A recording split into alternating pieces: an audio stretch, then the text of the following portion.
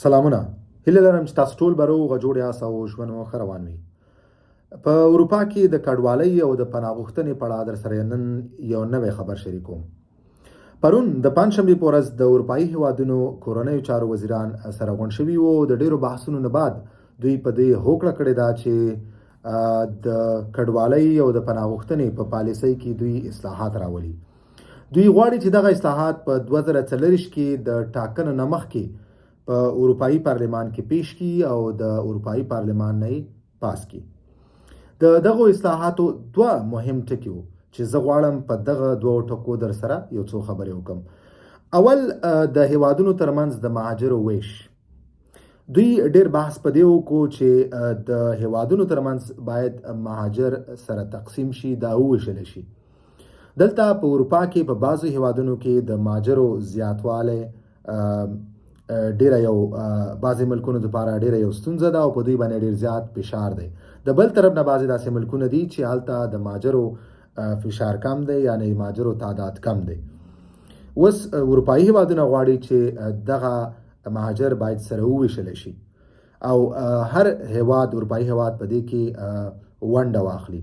که چیرې څوک خپل هغه کوټه چې دوی ته سپارلی کیږي، هغه مهاجر چې دوی ته ورکولی کیږي د اروپایي کمیسیون د طرف نه، که چیرې دوی دغه نه قبلوي، نو دوی باید د هر یو مهاجر په سر 20,000 یورو باید اروپایي کمیسیون ته ورکړي. نو د دې معنی دا ده چې دغه مهاجر به د اروپایي هیوادونو په ترمنځ تقسیمیږي او هر هیواد ته به خپل یو خاص کوټه یعنی خاص تعداد ورکولی کیږي او دوی به هغومره مهاجر اخلي.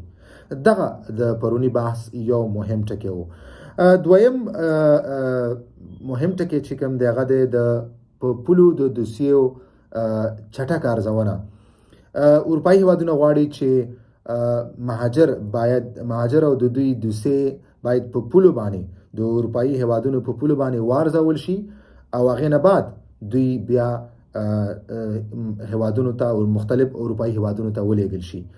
دوی به په دغه پولو باندې داسې مرکزونه جوړوي د ارزونې لپاره چې هغې کې هر کله یو مهاجر اروپا ته داخلیږي به په دغه مرکز کې د دوسیه ارزول کیږي او هغې نه بعد به دا فیصله کیږي چې آیا د اروپایي هیوادونو ته داخل شي او که داخل نشي او که داخل شي د چیرې لاړ شي. نو دا یو بل ډیر مهم ټکی و. په دې کې په دې ارزونه کې دوی ګوري چې کم داسې مهاجر دی چې هغه باید د دوسیه ارزول کیږي، د حالت ارزول کیږي او هغې نه بعد دا فیصله کیږي چې آیا دغه مهاجر په اروپایي هیوادونو کې داخل شي او که نه.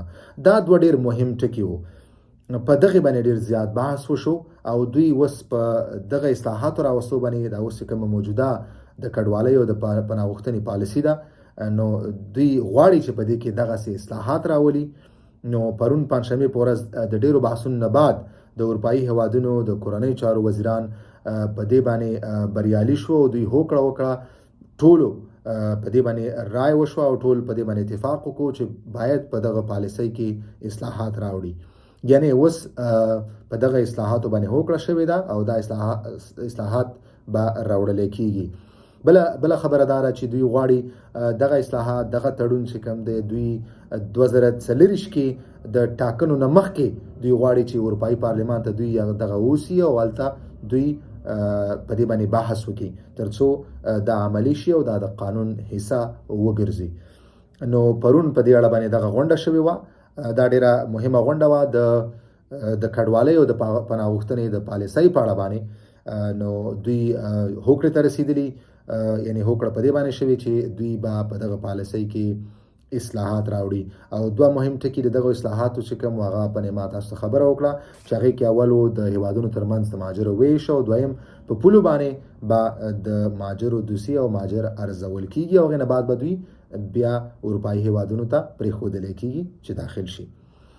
ملګرو ویډیو همدومره وه. که کوم ملګری څه پوښتنه لري تاسو خپله پوښتنه کمنټ کولی شئ.